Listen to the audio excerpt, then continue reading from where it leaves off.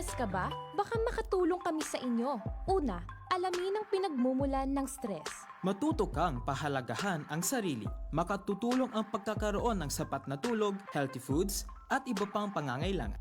Maging positibo ang pananaw at huwag pilitin o abusuhin ang sarili. Matutong magsabi ng no kapag hindi mo na kaya ang iniaatang na trabaho. Magsabi ka kapag kailangan mo ng tulong o suporta at ipahinga rin ang sarili. Take a break and relax din paminsan-minsan. Magkaroon ng healthy lifestyle at higit sa lahat, prayers. Paalala lang po mula sa Radyo Agila, dahil mahal namin kayo. Para ligtas ang pagbibiyahe sa daan, tiyaking nasa kondisyon ang inyong sasakyan. Dapat may sapat itong tubig, gasolina at langis. Maayos ang brake at tama ang hangin sa mga gulong. Tiyaking kumpleto ang toolbox. Isang paalaala para sa maayos na paglalakbay mula sa Radyo Agila.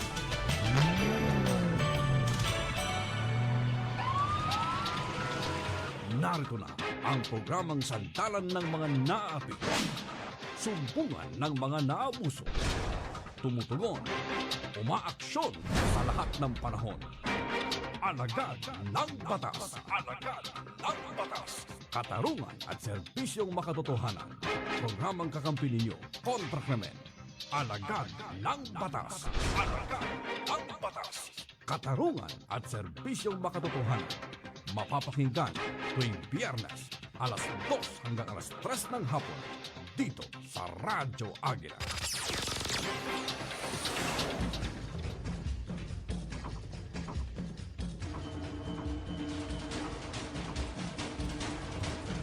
Isang magandang hapon, Luzon, Visayas, Mindanao, worldwide. Ito po ang programang Alagad ng Batas, katarungan at serbisyong makatotohanan. Magsama-sama ho tayo hanggang alas 3 po ng hapon. Ngayon po ay, ang petsa natin ay... Anong petsa natin ngayon? Ngayon po ay June 27, 2025. Ayun. Yes po ngayon, Bien. Glenn. Yes. Pati petsa nalilimutan ko na. Okay, kumusta kayo? Sana po okay lang po kayo. Sa mga tagapanood po natin via Facebook Live, via YouTube channel. Ito po ang programang Alagad ng Batas, katarungan at serbisyong makatotohanan. At siyempre sa mga tagapakinig po natin via Transistor Radio sa DCEC Radio Agila 1062. Ito po si Kuyang Glenn Gatos, of course. At ako naman po si Patrol Woman Femory Octaviano mula sa Pika G. Dito mic natin, mic 3 ba? Mic 3, okay. Ulitin mo raw, ma'am. Ayan, ako po si Patrol Woman Femory Octaviano mula sa Police Community Affairs and Development Group or PNP Pika G. Ayun. Kumusta na? Mukhang matagal-tagal ka nawala, ma'am, ha? Oo nga, sir, eh. Medyo busy ba? Medyo busy. Oo, sir, medyo busy din, sir, sa pag-news anchor din, sir, sa ating ibang programa. Naku, ng talaga nga. PNP. Oo. At umbaga, halos kayo na rin yung laman ng mga balita pagdating po sa PNP, ma'am pe. Ano? Oo nga po, sir. Okay. At this afternoon ay pakilala mo ating guest for the day, ma'am pe. Ayan, para po sa ating masugid na tagapakinig at taga-subaybay ng ating programang Radyo Agila dito po sa Net 25. Nais po nating kilalanin ang Yun. ating panauhin ngayon, Sir Glenn. Walang Yes. iba kundi si Police Colonel Noel Ponolera Yun. ng PNP PRBS. The Deputy Director, soon to be Police Brigadier General. Alam mo naman kami rito, sir, nagpo-promote kami, ha? Nagpo-promote kami rito. Okay, Colonel Noel, magandang hapon. Welcome sa programang Alagad ng Batas. At kumusta naman po kayo? Magandang hapon po, Kuya Glenn at Pen from PKG. Yes po, sir. Kami po ay nandito ngayon sa ating programa upang magbigay kunting kaalaman tungkol sa PNP Retirement Benefits. Ayun ang gusto ng iba, oh. Magre-retiro kang pinakamasarap na ata ng buhay yan, 'di ba, ma'am? Yung magretiro ka sapagkat marami ka ng pera. Okay. Sir, saan muna kayo galing, sir? Saan muna ang probinsya niyo? Kikilalanin ka muna namin. Ang inyo pong panauhin ay taga Zamboanga po, ngunit sa kasalukuyan ay sa Laguna na po ako naninirahan kasama ang aking pamilya. Saan po sa Zamboanga, sir? From Zamboanga City. The City of Flower. The City of Flower. Chabacano, sir? Yeah. Buenas Malas. Buenas tardes. akala ko Buenas Malas. Buenas tardes. Buenas Con tardes. todos amigos. Ayun, marunong mag-Chabacano. Ang Chabacano, yun naman kanto ng Espanyol, no? Parang kanon. Broken Spanish. Broken Spanish. Dahil walang grammar talaga kasi. Hindi siya walang grammar. Walang grammar talaga. Doon ba nagmula yung Spanish bread, sir? Di naman. Galing po ang Spanish bread sa Maynila. Sa bakery Sa bakery mo. Sa bakery galing yan eh. Sa bakery galing. So paano ka nagpulis, sir? Kwento mo naman ngayon, bakit ka napasok ng pulis? Sino ba naging carry sa'yo na magpulis ka? Pag yung bang ikaw ba elementary, nung tinanong ka, paglaki ko, ikaw Noel, anong gusto mo paglaki? Paglaki ko, gusto ko pa maging pulit. Ganun ba? Paano mo naging pulis? Karamihan po sa naging kasagutan ko po, Kuya Glenn, no, Yes, ay magsundalo dahil Oh. ang Zamboanga po ay sentro ng Western Command na halos sa lahat ay makikita mo ang branch of services. Ang eroplano pag lumipad ay naririnig namin sa airport. I tried everything na pero di ko maintindihan na Ba't ka nagpulis ka? dito ako pumasa sa sa entrance examination ng PNPA. So tinuloy ko na. Nagtuloy-tuloy ka na. Tinuloy ko na nung Hanggang pumasa ako. ayun. Thank you po. Ayun, alam mo ba, Mampe, sumikat dati yung yung mismong Zamboanga. Baka siguro nung sumikat yun, di ka pa pinapanganak. Ay, baka nga po, sir. Yung Patrolman Rizal Ali Zamboanga Massacre. That Alam is mo ba? 1986. 1980. Di ka Ay, pa pinapanganak, wala di ba? pa talaga, Tapos sir. sabi ko sa iyo, Wala pa talaga, Gracious ka ba, di ba? So yun si General Batalla, sir, no? General Oh, Batalla, naging si ano pa yun. Baka Abindan, kasi Colonel Abindan. baka si Ma'am di pa niya masyado na yung nangyari na yun. 1986 po yun. 86 ba 87, no? 86, 87. Yung si Patrolman Rizal. Tapos naging pelikula pa yun ang yung gumanap nun ay si Ramon Revilla Sr., no? Opo. Patrolman Rizal Ali Zamboanga Massacre. Kaya wala ka pa talaga nun, Wala pa Mampe. talaga, sir. Baka kung mga magulang mo hindi pa rin magkakilala nun. Napagalat ang matanda na ako na, sir. 1985 story yan eh. 85, 86. Alam ko yung history na yan. Si that time, nandun kami, sir, sa Sultan Kudarat that time. Yung nagyari po yung bandugong yung hostage taking yun, no? Taking. Pero hindi tayo doon pupunta. Kasi sa aming pagbabalik, ay, magandang aming topic po ngayon, ha? Tungkol sa mga, pag-usapan natin, Mampe? Retirement and benefits po, sir. Oo. Gustong-gusto yan, sir. Retirement. Hindi lang sa mga Hindi lang. PNP personnel, pati, sir, ang mga dependents. Oo. Kapag binanggit mong retirement, magre-retiro ka na, pag-aagawan ka na ng mga anak mo eh. Dahil sa benefits. Okay, babalik po kami. Diyan lamang po kayo. Tapos, mamaya Mampe, pagbalik natin, ipasok ko natin ang report natin, tapos tuloy-tuloy na tayo sa talakayan, ha? Kaya sa pagbabalik ng Alagad ng Batas! Alagad ng Batas. Katarungan at serbisyong makatotohanan. EBC, Eagle Broadcasting Corporation. Ito ang Radyo Agila. Oras alas 2:17 po ng hapon. Ang oras na ito ay hatid sa inyo ng Gallium Construction Supplies Trading. Dealer ng lahat ng uri ng quality construction materials. Para sa karagdagang impormasyon, tumawag sa 441-2554. Serbisyong pangkabuhayan. Napapanahong talakayan ukol sa dagdag kita para sa pangkabuhayan.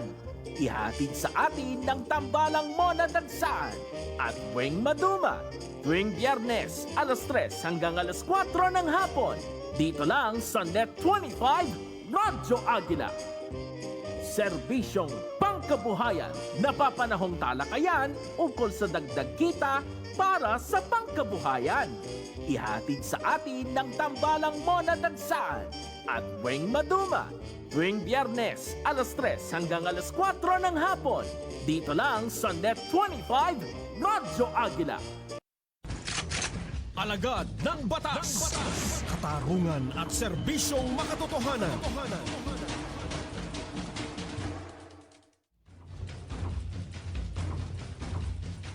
Okay, tayo po ay nagbabalik sa programang Alagad ng Batas. At tatagyan po tayo ng report, Mampe. Ayan. At para po sa ating unang balita ngayong hapon, Walang takas ang 3 drug suspect sa isinagawang bypass operation ng mga otoridad sa Barangay Poblacion, Valencia City, Bukidnon. Ang detalye ng report mula kay Patrolwoman Riza Sahonia. Radyo Angela, pumapagaspas na report!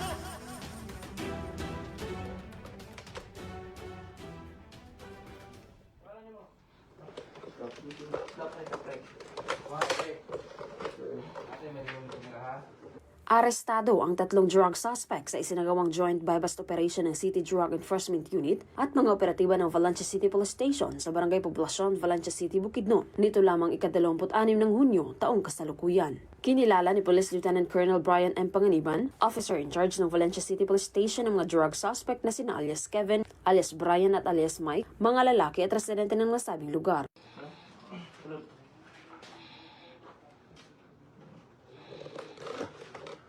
Sa ikinasang joint buy-bust operation bandang 1:00 ng madaling araw ay nagresulta sa pagkakakumpiska ng 5 pakete ng hinihinalang shabu, 2 cellphone at isang 500 peso bill na ginamit bilang buy-bust money. Ang mga suspect ay nahaharap sa kasong paglabag sa RA 9165 o Comprehensive Dangerous Drugs Act of 2002. Ako po si Patrolwoman Riza Cortez Sahonia. Matatag, matapang at matapat.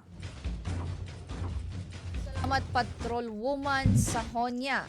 At para sa ating pangalawang balita mula sa Rehiyon 7, naaresto ng mga otoridad ang isang lalaking sospek sa pang-hold up ng isang driver sa Toledo City, Cebu.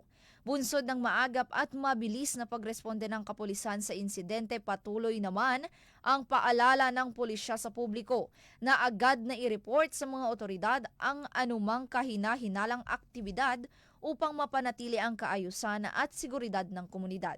Ang report mula kay Patrolwoman Judith Nicanor. Radyo Angela, pumapagaspas na report! Sa kulungan ang bagsak ng lalaking sospek sa pang-hold up ng Maxim driver sa Barangay Dumlog, Toledo City, Cebu matapos agarang aksyonan ng kapulisan ng Toledo City nito lamang nakaraan. Kinilala ni Police Lieutenant Colonel Wilfredo I. Alarcon Jr., Chief of Police ng Toledo City Police Station, Cebu Police Provincial Office, ang sospek na si Rodaive na residente ng Barangay Langtad, Naga, Toledo City, Cebu. At ang biktimang si Jamerito, 49 anyos, na residente ng Sitio Kimba, Barangay Canhusong, Talisay City. Batay sa ulat ng mga otoridad, sumakay umano ang nasabing sospek sa biktimang Maxim driver sa South Bus Terminal patungong Talisay Tricycle Terminal, ngunit nang makarating na sila sa lugar ay nakiusap ang sospek na pumunta pa sila sa Campo 1, Talisay, Cebu at doon na ito nagdeklara ng hold up. Samantala, na-recover mula sa sospek ang isang caliber ng .38 revolver, 3 bala at 6 na pakete ng hinihinalang shabu. This is form part of our intense preparation. Actually, we have been conducting a series of simulation exercises, and part of this is mga scenarios nga pareha na hitabo ganina. So it so happen nga nang ready gid mitanan in any possible scenarios. So here comes nga ang usa ka tawo nga gikan sa Cebu City niagi og Talisay nya niangkal di sakay og motor nang sakay og Maxim. Karon pag abot niya og actually boundary pa sa Talisay o Toledo ang iyahang area nga mo declare siya hold up. Nya kay ongoing man ang ilahang operation, ongoing man ang iyahang pagkandak og hold up. So nagsige sila pangita og area hangtod nga niabot sila diri sa Toledo City proper og nihangyo na ang maong biktima nga sir dili lang ko ayo lang ko kay gitiuna naman siya og armas sa likod. So pagtiod sa armas niya sa likod niya, dili na po siya mahimuta, wa na po siya kahibaw unsa iyang buhaton, nihangyo na lang siya nga sir wa man koy kwarta nang pwede og mo kuan na lang ko sir niya, wa na po koy gasolina, pwede munaog na lang ko sir. Kay iya halagi unta para iluwas niya iyang kinabuhi. Nya nihangyo na ningon man pud to ang kuan, ningon man pud to ang suspect nga sige i-drop lang ko diha sa area. So gi-drop sila diri sa sanging area dapit. Dayon timing pod nga nara pud tay pulis nga nasa dool ang biktima immediately ni tuyog dayon og pangitag pulis. So pagtuyog niya pagpangita niya pulis na atay nag-beat patrol da sa sangi crossing na sa sangi. dito sila ni kuan og pulis, nakakita og pulis. Pagkakita niya sa pulis, gi-describe mauna way paglangan-langan in less than 5 minutes, actually wa kabot 1 minute ang pulis ni sunod dayon sa iyaha, nagpag-guide kay ningon nga description mauni, ni sakay og mauni, padong mauni, gisundan na nila. So nahitabo nga gisundan nila padong og Talavera, dito na recover, nakuha ang suspect nya in possession of firearms, nya nabot siya mga illegal nga droga, dayon positively identified yun siya sa suspect mismo. Nag-ingon nga mo na siya nagtion ako og armas while on the way midri sa Toledo City. Kasalukuyang nasa kustudiya ng Toledo City Police Station ng suspect at maharap sa kasong robbery with intimidation against person at kasong paglabag sa Republic Act 9165 o Comprehensive Dangerous Drugs Act of 2002. Ako po si Patrolwoman Judith Ticanor, matatag, matapang at matapat. Ayan, maraming salamat Patrol Woman Nicanor. At dumako naman tayo sa balita mula sa Mindanao. Umabot sa mahigit 175 most wanted person ang naaresto ng Police Regional Office 13 sa loob lamang ng 3 linggong masinsang operasyon laban sa mga individual na may kinakaharap na mga kaso sa rehiyon. Tinutukan niya ni Patrol Woman K. Francisco. Radyo Angela, umapagaspas na report! Kabuuang 175 katao, kabilang ang 37 most wanted persons at 138 iba pang wanted individuals ang naaresto ng mga unit ng Police Regional Office 13 sa pinaigting na operasyon mula Hunyo 1 hanggang Hunyo 23, 2025 sa buong rehiyon ng Caraga. Ayon kay Police Brigadier General Christopher N. Abrahano, Regional Director ng Police Regional Office 13, sa nasabing bilang ng most wanted persons, 9 ang nasa regional level, 15 sa provincial level at 13 sa city at municipal levels. Batay sa datos ng Regional Investigations and Detection Management Division, 13 ay nanguna sa operasyon ng Agusan del Sur Police Provincial Office. May 66 na naaresto, sinundan ng Surigao del Sur PPO na may 33 at ang Butuan City Police Office na may 32 na naitalang arestado. Samantala, 29 ang naaresto ng Surigao del Norte Police Provincial Office, 10 mula sa Agusan del Norte PPO at 5 naman ang mula sa Dinagat Islands PPO. Mananatiling matatag ang PNP Caraga sa pagtupad ng mga warrant of arrest na ini-issue ng iba't ibang korte sa rehiyon. Kasabay nito ay patuloy nating ipinapatupad ang mga special laws upang supilin ang iligal na gawain at tiyakin ang kapayapaan at kaayusan sa Caraga. Makakaasa ang publiko na magpapatuloy ang maigting na kampanya ng Police Regional Office 13 laban sa kriminalidad bilang bahagi ng tapat na paglilingkod ng kapulisan tungo sa isang ligtas at maayos na pamayanan. Ako po si Patrolwoman K. Francisco. Matatag, matapang at matapat. Maraming salamat Patrol Woman Francisco. Okay, break kami ulit. Tapos talakayan na kami. Babalik po kami ha. Diyan lamang po kayo. Alagad ng batas, katarungan at serbisyong makatotohanan.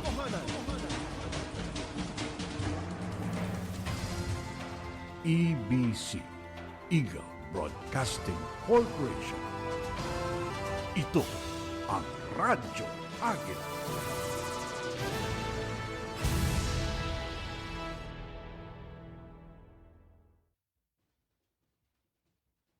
Oras, 2:28 na po ng hapon. Ang oras na ito ay hatid sa inyo ng Etherton Flexboard Fiber Cement Board. Pinakamatibay na pangkisamit pangdingding. Etherton Flexboard Fiber Cement Board. Telepono bilang 8532-7021 hanggang 27. Alagad ng batas, katarungan at serbisyong makatotohanan. Okay, balik tayo sa Alagad ng Batas. Ito pa rin po si Kuyang Glenn Gatus. At Patrol Woman Octaviano from PNP PKG. Ayun, at punta na tayo sa ating mga topic dito, Mampe, okay? Oo, sir. Okay, at siyempre kasama po rin po natin si Colonel. Ano po, Colonel, ano daw po yung pangunahing mandato po ng PNP Retirement and Benefits Administration Service o PRBS? Kuya Glenn, base po sa AUM ng PRBS or yung na-approve ng NAPOLCOM, ang pinakamandato po ng PNP Retirements and Benefits Administration Service or tawag natin PRBS ay i-administer or pangasiwaan ng pension benefits ng PNP retiring or retired PNP personnel. Sa ganung tungkulin po namin, amin pong trabaho ang iproseso at tiyakin o siguraduhin na tama yung makompute na pension benefit ng ating retiring personnel or sa kanilang transferee or sa mga allotee. Yun pala, ma'am. Sir, bakit po mahalaga ang papel ng PRBS para po sa ating PNP personnel po?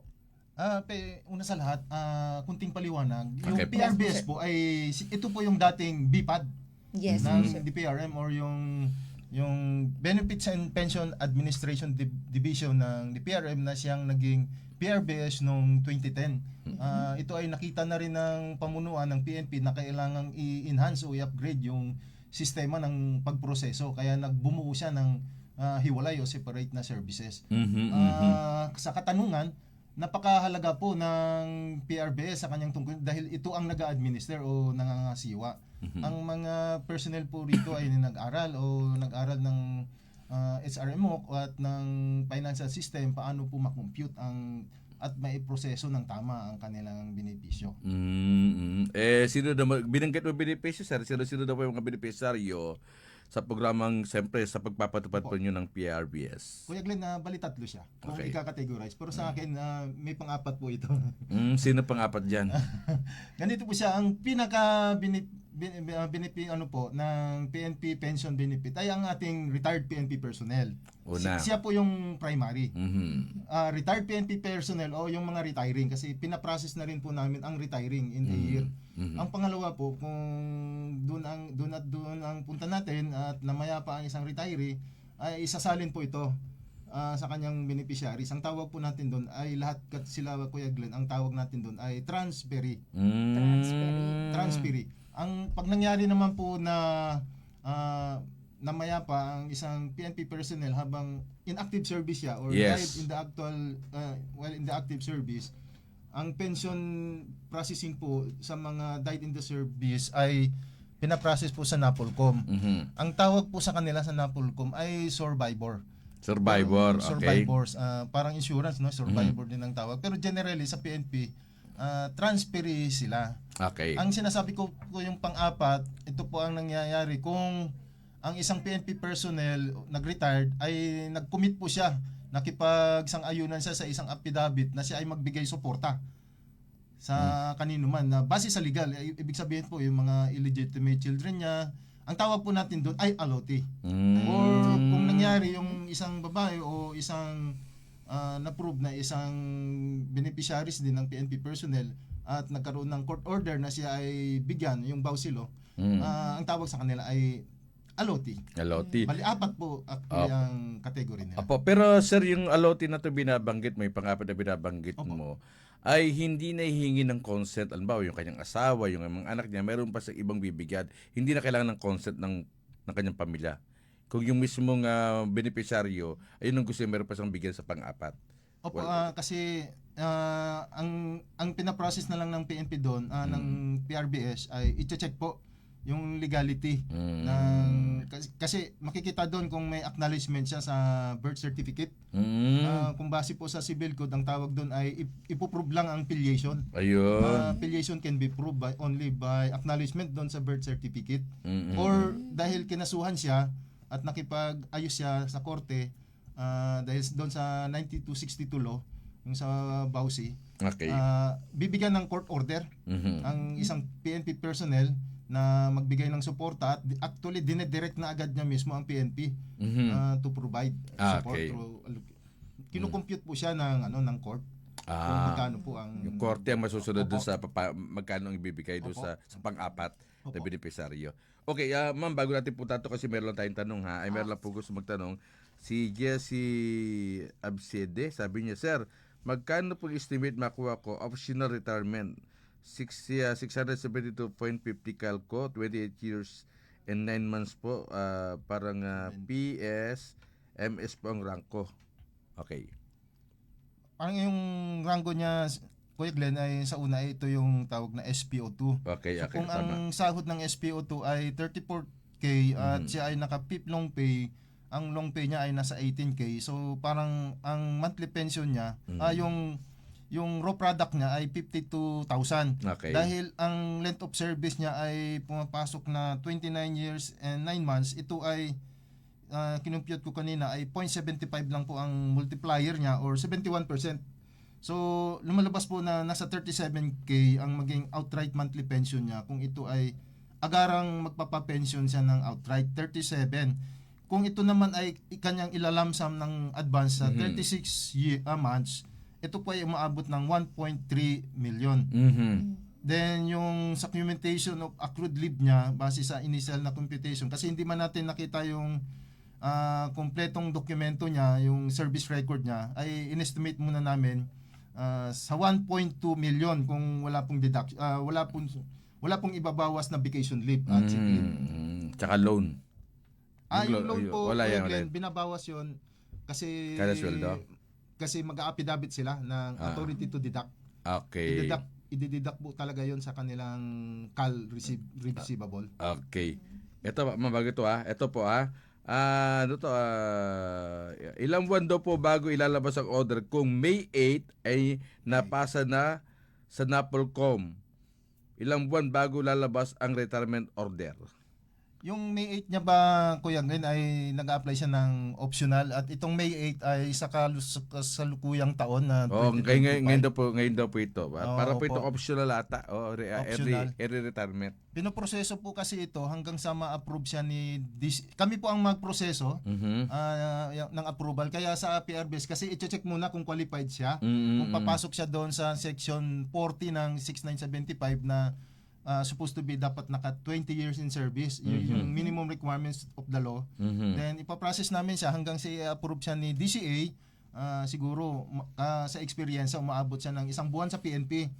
Then itatransmit ito sa NAPOLCOM kasi base doon na nga sa batas ay kailangan po ng en-bank approval ng NAPOLCOM. Base uli sa aming record, umaabot po ng hanggang 3 buwan sa NAPOLCOM. So humigit kumulang po aabot ng 4 months bago magkaroon ng retirement order ng optional sa DPRM. Kaya po ito ay sinasuggest parati namin, Kuya Glenn, na pag ang personnel na mag-o-optional, at least sana 1 year bago mag-take effect, kasi aabutin ng minus 4 months nga yung estimate namin. Meron na lang po siyang mga 8 months to process. Then ang optional po kasi ay wala pong pondo pa sa PNP, dadalhin sa ipapa-approve pa yan? DBM. O si papa-approve sa DBM para pondohan? 4 months. Kaya tama. para po pag-retire niya in a year, saka pa lang po ma-approve sa DBM. So pinaka-the best po sana talaga 1 year. 1 year, ano? Pero for example, sir, kasi kaya siya mag-early retirement optional because health problem. Alam mo naman, minsan yung mga person kakasakit, kumbaga hindi wala na sila kapasidad masyado sa kanilang duty. So imbis na magpapatuloy sila, so mag-early retirement na lang sila kasi siyempre di natin minsan alam na dinadapuan po ng karamdaman. Wala naman pong pagbabawal kasi ito ay constitutional mandate na kung gusto nang magpahinga ng isang tao. Ang ano lang po ng MC ay hanggang 3 months po sana. Kasi sabi nga doon sa isang circular sa DPRM, pinaprocess pa rin namin kahit 3 months before retirement na lang. Okay. Kasi kaya lang dapat maintindihan po, Kuya Glenn, ng nagbabalak mag-optional, naabot yun ng hanggang 10 to 12 months bago ma-approve sa DBM ang kanilang retirement claim. Madidelay po. Madidelay po kung kulang na sa panahon ang agaran nilang kagustuhang mag-retire ng optional. Ito raw, 25 years na raw siya ngayong September. 25 years. In service. Pwede na ba yun? Kung 25 years 20 years lang po ang requirements ng... Siguraduhin lang niya po na walang mga suspension doon. Yun. Dismissal. Kasi kinukompute po yun. Nakikita po yun ng counting. May Kaya records pinaprocess.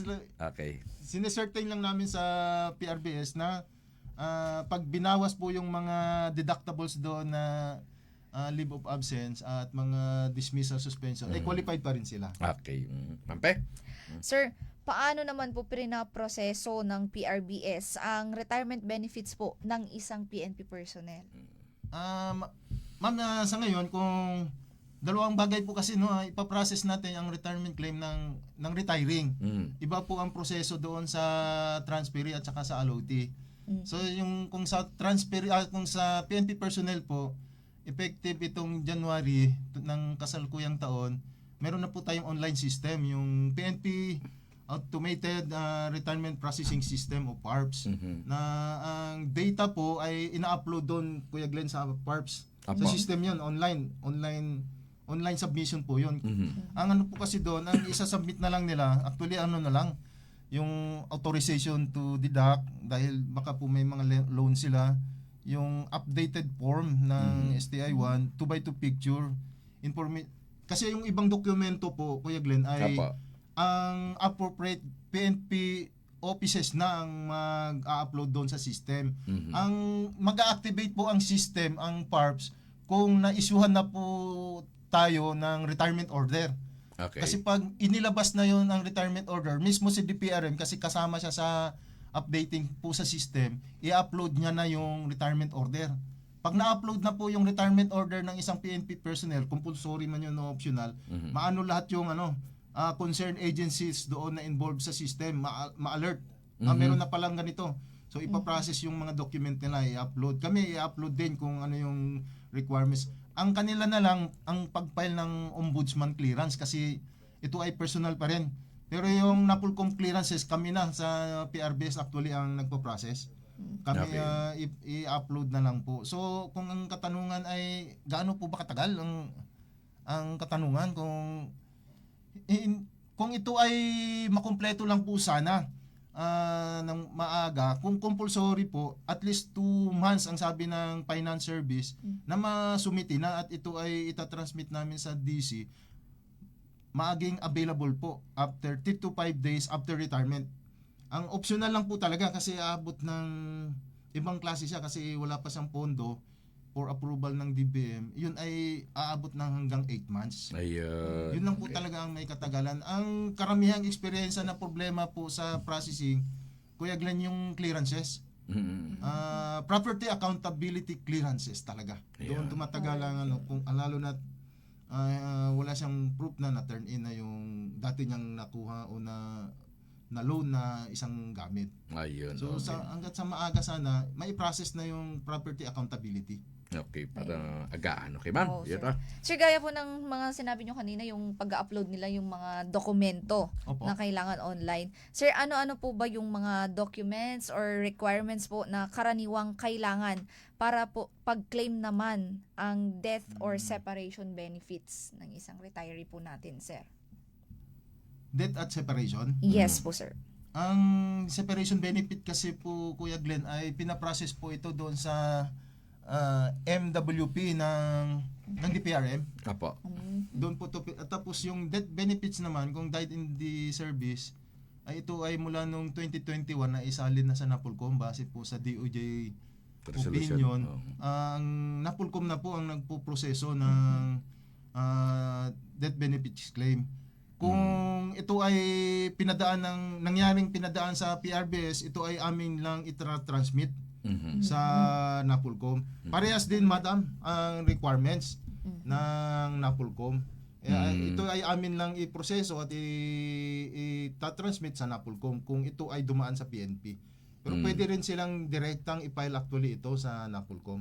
Okay. Kung separation po at saka death benefits claim, kasi retirement benefits po ang pinaprocess ng PRBS. Ayan, para po malinaw sa ating taga-panood at taga-subaybay, Sir Glenn. Okay. Sir, may mga online or regional assistance po ba ang PRBS para po sa mga retirees po o PNP personnel po natin na nasa malalayong lugar? Ang tawag po natin sa regional offices natin ay PRBUs. Actually, nung una 16 sila dahil sa Negros Island region, nagtalaga na rin tayo doon. So, bali 17 na po ang ating PRBUs. Kasama na po yung RRBU ng NCR. Ang mga karamihang tungkulin o ginaganap ng PRBUs natin ay actually i-assist lang yung mga nandoon sa regional offices na retiring PNP personnel. Pag nangyaring crime base ang ating retiring PNP personnel, Kuya Glenn, ito ay direkta silang nagpapa-assist sa ating national office sa loob ng Camp Crame. Okay. Pero ano raw to sir yung dito sir sa ano, 'di ba? Kung marami po taga po mga nag-apply diyan. For example sir Opo. yung isang gusto mag-retiro, sabi ko kanina ay hindi na siya masadong makalakad-lakad ng papel niya. So, paano ba yan? Hingi ba siya yung bang mismo maglalakad ng papel niya ay hingi ba yun ng yung mismong power of attorney? Parang gano'n na, ito po yung aking magiging tagalakad ko sa aking mga dokumentong kukunin ko at inaayos sa aking pagre-retiro. Paano ba? Special power of attorney? Pwede ba paano po yung proseso doon?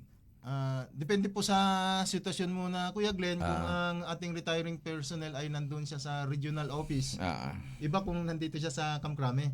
Kung halimbawa po siya ay nasa regional offices, actually, ang mangangasiwa po ng kanilang document sa pag-aayos ay yung R1, yung Regional Personnel Records Management Division. Ayun. Kasi nasa kanya yung dokumento at ito ay nangyari na kasi na online na tayo, i-assist lang po siya ng ating PRBUs sa pagkuha ng ibang clearances. Okay. At yun ay i-upload ng ating PRBUs. Kung nangyaring dito siya sa Crame Base, i-assist siya ng kanyang admin personnel kung anong support unit man siya. Very good Hindi na actually siyang pupunta kasi actually hindi na siya pupunta sa PRBS pala sa Camp Crame.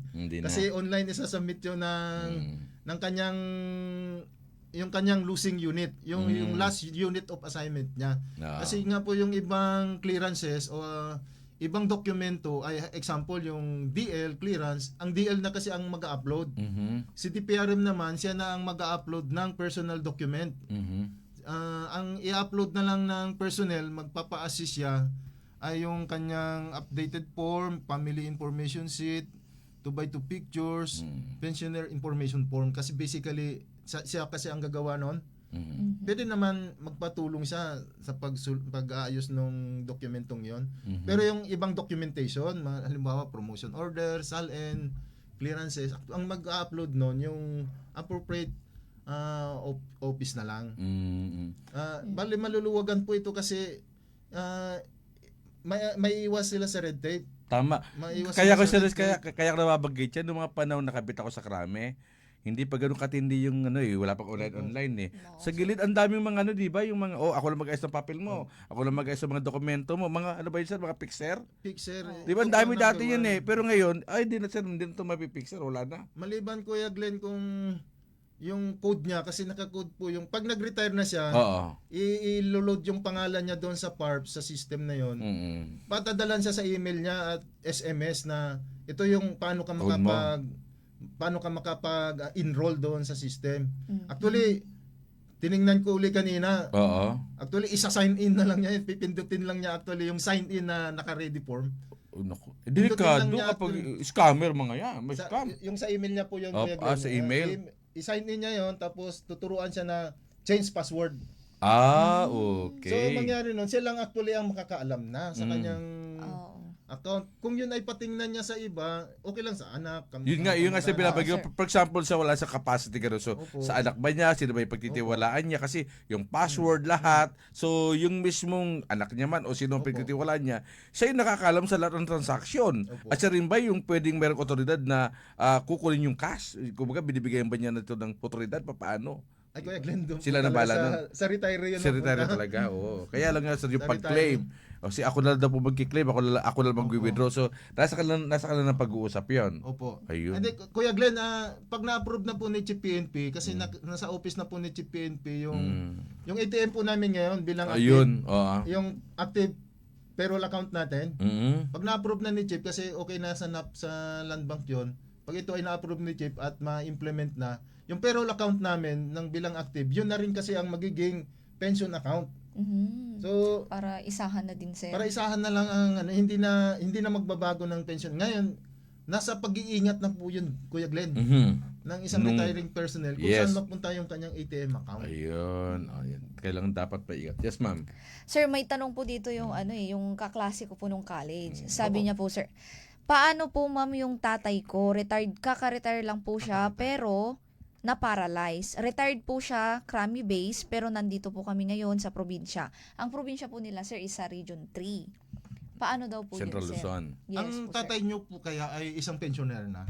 Ibig sabihin nagpe-pensyon. Hindi, kare-retire pa rin daw po. Kaka-retire lang po, sir. So, hindi natin alam sa ngayon kung nakapag-process na. Gusto ko na lang malaman, kung may feedback ko sa programa, ano na ang estado, kasi ang sabi, kare-retire. Yes, So, po, hindi sir. natin alam kung nakapag-process na or hindi. Ng kanyang pensyon.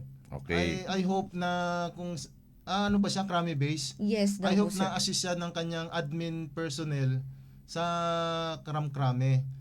Kasi nga ito ay online ang pag-submit. Ayun. Wala namang problema kung ano ang estado natin, kasi kung tayo ay isang retiree na, i-account lang tayo quarterly ng PRBS. Yun din ang kagandahan, sir, no? More on online na din. Opo. Para less hassle na din Actually, po, siya sir. maglalakad. Yes po, sir. Assist siya dapat ng kanyang, pinaka-the best po na Kuya Glenn na maiwasan ay sa kanilang admin personnel sila magpa-assist. Pumunta, Huwag doon okay. sa Kung kani-kanino. kung kani-kanino. Ayun. Ito sabi niya, sir, kung mag-take effect na ang retirement ilang buwan bago ang release ang retirement claims. Optional retirement, sabi natin niya, May 1 ang effectivity ng retirement, then ilang buwan bago ma-release after ng effectivity. Ay, Kuya Glenn, hindi po ano yung kabayaran doon pag Hindi. nagkaroon na ng retirement order. Supposed to be dapat na i-submit ang document sa system, kasi ito ay aming i-download, i-print, i-submit sa DC. Kung baguhin ko ang katanungan niya. So dapat na kumpleto ang document na na-upload doon sa system. At least kung compulsory yun ay 2 months before. Yun ang tugon ng finance service natin na may ihabol ito, ma-approve to. Kasi pero wala po kasing crediting before the retirement date, Kuya Glenn. Hindi ko masabi nila may fiscal directive ata doon or DBM directive na no crediting the day of the retirement. Ang sabi nila 3 to 5 days after. Para wala daw pong double compensation. Kaya kung ito ay nasubmit niya 2 months before, na kumpleto na ito at compulsory yun, ready available yun after retirement. Babalik ako doon. Ang problema lang talaga kung optional. Yun, optional. Kasi dadalhin pa sa DBM ang approval. Katapos ang DBM titignan kung ito ibibigyan ng priority fund. Kaya maobligado. Obligado, di ba? Obligado naman. Obligado naman. Obligado naman na bigyan ng ng pondo ng DBM. Kaya talaga talaga sa DBM.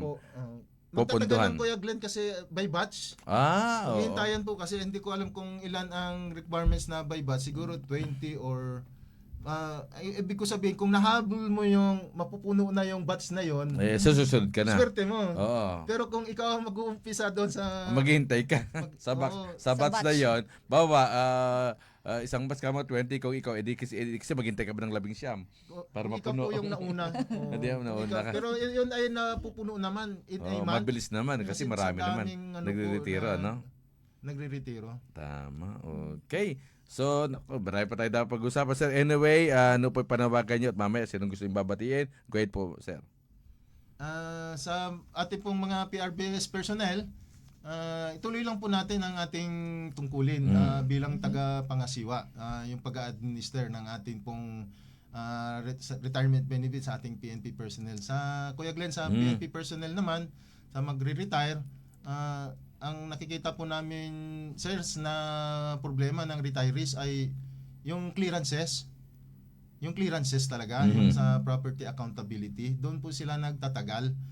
Kasi sa ibang dokumento naman, ready available na siya.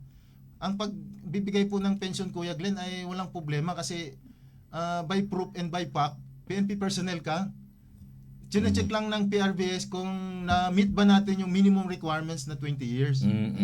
Sa ating pong liderato sa PNP, rest assured na sir ay ang PRBS ay ituloy. Hindi namin to anong oras man ng ay amin tong ipo-process at siguraduhin po namin na maibigay ang tamang dokumento, may tamang benepisyo, tamang komputasyon para sa ating mga naman, Kuya Glenn, sa mga beneficiaries, sana mag-attend din sila kasi invited sila sa pre-retirement seminar.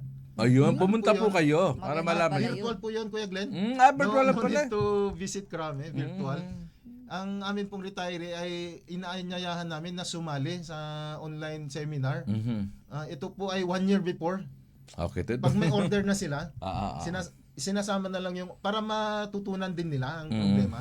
Ayun. And sana hanggat active pa ang ating mga retiree o nandiyan pa sila, sana makapag-process na sila ng Certificate of Legal Beneficiary para po kung sakasakali pong nangyari po ang hindi natin inaasahan, identified na po, Kuya Glenn, kung kanino po talaga ita-transfer kasi ito po yung isang nagbibigay hindrance sa amin. Yung pag-transfer kasi po i-certain natin na tama yung PSA document at sila po ba talaga yung tamang tao, pero kung habang active pa sila kasi wala po tayong ready yung sa mga matagal na pong retired. Apo. Wala po kaming prepared data kung kanino isasalin. Ayun. Sa ngayon po yung unti-unti pong nag-a-apply na Inaayos. sila. Very good. Pero ito pong retiring sa ngayon, nire-require na po namin sila na ma-prepare yung Certificate of Legal Beneficiary sa kanila pong mga beneficiary. Ayun. Very good. Nang sa ganun po ay wala pong ibang makakapag-apply kundi Ayun, yung sila lang. legal lang po Ayun. talaga. Walang ibang magtatangka. Okay. Sir, sinong gusto yung batiin bago tayo tuloy magtapos?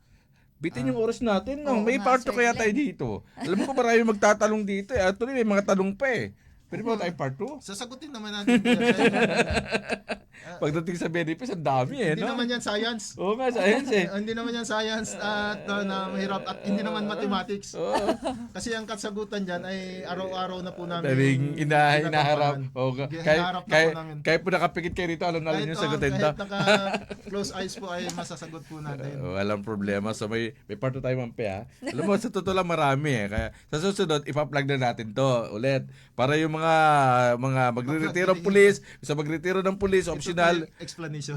Tututok na agad sila. Sa susunod, iano namin to ha. Susunod, panawagan natin muna. Isang linggo. Para pagka-upo rito ni Sir, puro lang sasagot sa mga tanong. Diba? Sir, gusto yung batiin, Sir. Go ahead. Batiin na lang namin ang aming pong butihing direktor ng PNP Retirements and Benefits Administration Service na meron pong ibang pinuntahan kanina, Kuya Glenn, may other activities kami. Yes po. Kaya ako na lang po ang nag-commit na maparito kay Police Brigadier General Jonas Amparo, Sir. Ayun. Ang amin pong butihing PNP na si Police General Nicolas Torre. Ayun. Sa Bagong Pilipinas, Sir, pagpatuloy natin na ligtas ang ating pamayanan at bilang sa PRBS, hindi man namin maibigay ang ligtas na pamayanan dahil nandun kami sa opisina at nagtatrabaho ang tamang benepisyo na ma-compute ng tama. Ayun, ma'am. Ayun. Ma'am. At syempre sir, gusto ko din idagdag sir doon po sa mantra po ng PNP ngayon, sir, no? Huwag niyo nang hanapin ang mga pulis sa presinto sapagkat sila ay nasa loob na ng inyong mga telepono. Dial 911, darating sila sa loob ng 5 minuto. Ayan. Dahil po ang 911 po ay bukas 24/7 at maaari po tawagan kahit walang load at handang tumugon sa anumang uri ng emergency. Ipagbigay alam sa inyong mga pamilya, kaibigan, at syempre sa ating komunidad sa panahon ng pangangailangan, 911 ang inyong tatawagan. Susubukan ko si Ma'am Pe, tawagan na lang sa 911 na. Ayun Pe, pumunta ka sa akin dito in 5 minutes. Hindi si Ma'am Pe. Ganun kabilis yan. Diba? Binabanggit mo rin sa tawag. Hindi po, gusto ko po pumunta sa akin si ganito. Hindi ba? Di ba tama yan? Kung sino pinakamalapit kasi na ma'am sa area, sila yung magre-response. Ayun po. Yun lang po ibig po sabihin. No? Kung sino pinakamalapit sa area, sila po agad po unang magre-response. Alam mo, sinubukan yan eh. Nung doon sa nakalapit na araw, wala pang 3 minutes. Dumating. Hindi lang basta ganito nakapulis may kasamang SWAT. Itong lalaki ng mga dalang barit. Hindi, sinubukan lang, dumating. Very good ang ganitong programa sapagkat nakikita na po natin ang pulis nandito. Naku, hindi natin masagot yung ibang mga tanong, sir. Ito, payslip, pinagtatanong at iba't iba pa. Siguro sa susunod, sir, may part 2 tayo dito. So, natin. Sila ma'am, baka sino ba yung kasama natin, ma'am? Right? Ayan ma'am, at syempre babatiin po din natin, sir, Opo. ang ating bagong kasama po Yes. na officer sa TV and Radio Production po, sir, si Ma'am Cherry po, sir, Police Captain Cherry Vicente po, Ay, Ma'am sir. Cherry, Ay, ma'am. magandang hapon. Sa susunod, kasama ka namin sa paggupo, ha? At sino yung kasama nating isa, ma'am? Sir? Kasama Samahan namin sa PRBS. Ayun, si Turingan. Ayun, si Sir Turingan. Okay. Wala ka na babatiin, ma'am? Wala na po, Okay, wala na, sir. Wala na po. Wala na rin. Ako din, wala na rin. Okay. Sa pangalan ni Kuya Mervin, Kuya Jonas Pascual, Ate Wendy Lahada, Ate Rowena Solomon Maduma, at si Kuya Steven. Ito po si Kuya Glenn Gat sa programang Alagad ng Batas. Muli tayo magkakarinigan sa Friday, alas 2 hanggang alas 3 po ng hapon. Magandang hapon lagi tayo mag at of course, susunod na, Serbisyong Pangkabuhayan. Happy weekend. Bye-bye po. Bye-bye. Ang oras na ito ay hatid sa inyo ng 6th Avenue Construction Supplies. Alagad ng batas, katarungan at serbisyong makatotohanan.